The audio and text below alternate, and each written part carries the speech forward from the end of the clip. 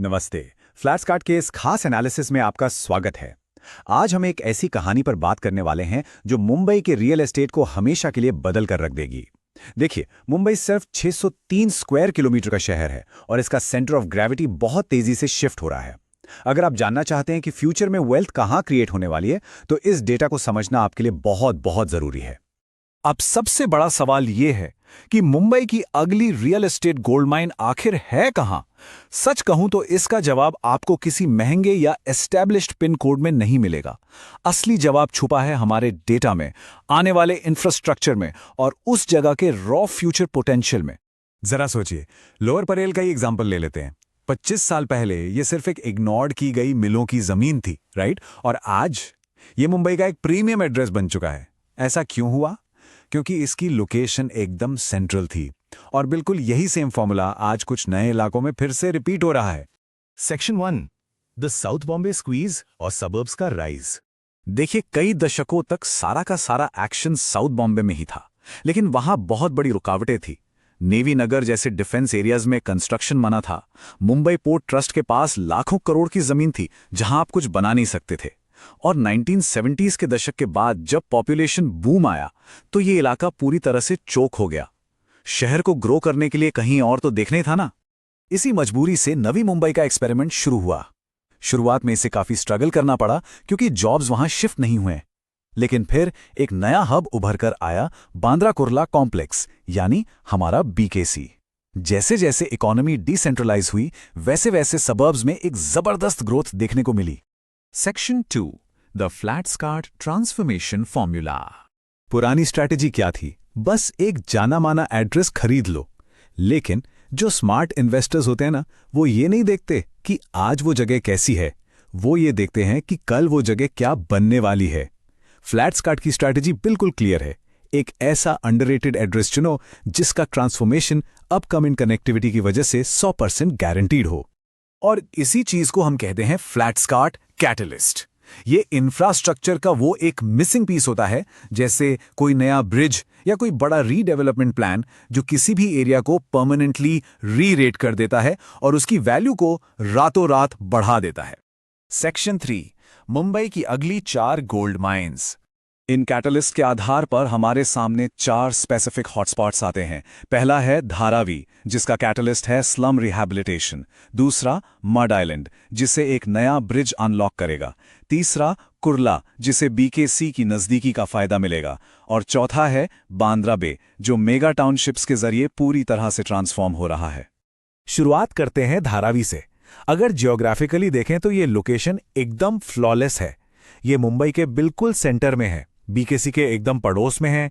इसके दो तरफ समंदर है और ईस्टर्न वेस्टर्न दोनों एक्सप्रेस हाईवे से इसकी डायरेक्ट कनेक्टिविटी है। आज भले ही लोग इसे खराब एड्रेस मानते हों, लेकिन जेंट्रिफिकेशन के बाद इसका एक ऐतिहासिक री रेटिंग होना तय है। फ्लैट्सकार्ट रिपोर्ट का एक बहुत ही बोल्ड प्रेडिक्शन है। धारावी आने वाले समय में डाउनटाउन मुंबई या शायद एक अपर बीकेसी में ट्रांसफॉर्म हो जाएगा। 10 साल बाद इस जगह का नाम और यहां की कीमतें आप शायद पहचान भी नहीं पाएंगे। अब बात करते हैं मड आइलैंड की। आज की डेट में वहां जाने का मतलब है या तो 1 मिनट की बोट राइड या फिर एक बहुत लंबा रोड का चक्कर। लेकिन जैसे ही अपकमिंग वर्सोवा ब्रिज का काम पूरा होगा, ये सारी कनेक्टिविटी की प्रॉब्लम हमेशा के लिए खत्म हो जाएगी। इंफ्रास्ट्रक्चर का सिर्फ एक मिसिंग पीस और यहां की प्रॉपर्टी वैल्यूज सीधा मेन सिटी के बराबर आ जाएंगी। सिर्फ 2 किलोमीटर। जी हां, कुर्ला और इंडिया के सबसे बड़े बिजनेस डिस्ट्रिक्ट बीकेसी के बीच का फासला सिर्फ 2 किलोमीटर है। जब कोई लोकेशन आपके ऑफिस से इतनी पास होना तो उस एड्रेस का पुराना टैग बहुत पीछे छूट जाता है। कुर्ला इसलिए काम करता है क्योंकि यहां से आपको ईस्टर्न और वेस्टर्न दोनों बेल्ट्स का डायरेक्ट एक्सेस मिलता है। रेलवे स्टेशन और एयरपोर्ट दोनों पास हैं। बायर्स अपना टाइम बचाना चाहते हैं और इसके लिए वो कुर्ला के टैग को किसी भी प्रीमियम बिल्डर के ब्रांड नेम से रिप्लेस करने को खुशी खुशी तैयार हो जाएंगे। हमारा चौथा हॉटस्पॉट है बांद्रा रिक्लेमेशन। हिस्टोरिकली इस एरिया को बांद्रा वेस्ट के मुकाबले हमेशा डिस्काउंट पर देखा जाता था, लेकिन अब एक मैसिव रीब्रांडिंग के जरिए ये इलाका अपनी असली वैल्यू पहचान रहा है और अब इसे बांद्रा बे के नाम से जाना जाता है। बांद्रा बे का स्ट्रैटेजिक एडवांटेज किसी भी और जगह से अनमैच्ड है। यहाँ से आपको सीधा सी लिंक का एक्सेस मिलता है जो आपको साउथ मुंबई ले जाता है।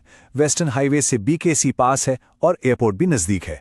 और हाँ, यहाँ के अनअब्स्ट्रक्टेड सी व्यूज़, ये सब मिलकर ट्रेडिशनल प्रीमियम एरिया से लोगों का ध्यान अपनी तरफ खींच रहे हैं। और यहाँ का सबसे बड़ा कैटलिस्ट क्या है? वो है अडानी ग्रुप का 25 एकड़ का मैसिव लैंड पार्सल। ये एक मेगा टाउनशिप के लिए स्टेज सेट कर रहा है और टॉप टियर डेवलपर्स ने तो यहाँ आना शुरू भी कर दिया है। फ्लैट्सकार्ट की ये इनसाइट हमेशा याद रखिएगा। लोग एक एस्टैब्लिश्ड पिन कोड में किसी स्टैंडअलोन बिल्डिंग को छोड़कर एक इवॉल्विंग लोकेशन में गेटेड टाउनशिप लेना ज्यादा पसंद करेंगे। असली मुंबई के ट्रैफिक और रोज के कियोस्क से बचने के लिए बायर्स को अब एक कंप्लीट टाउनशिप एक्सपीरियंस चाहिए। Section 4, the Flatskart verdict. Bottom line यही है कि स्मार्ट इन्वेस्टमेंट्स हमेशा इंफ्रास्ट्रक्चर और कनेक्टिविटी को फॉलो करती हैं, ना कि सिर्फ आज के प्रेस्टीज को। उस मिसिंग पीस को पहचानना, चाहे वो कोई ब्रिज हो, कोई नई सड़क हो या कोई रीब्रांडिंग, यही रियल एस्टेट में असली वेल्थ क्रिएट करने का सीक्रेट है।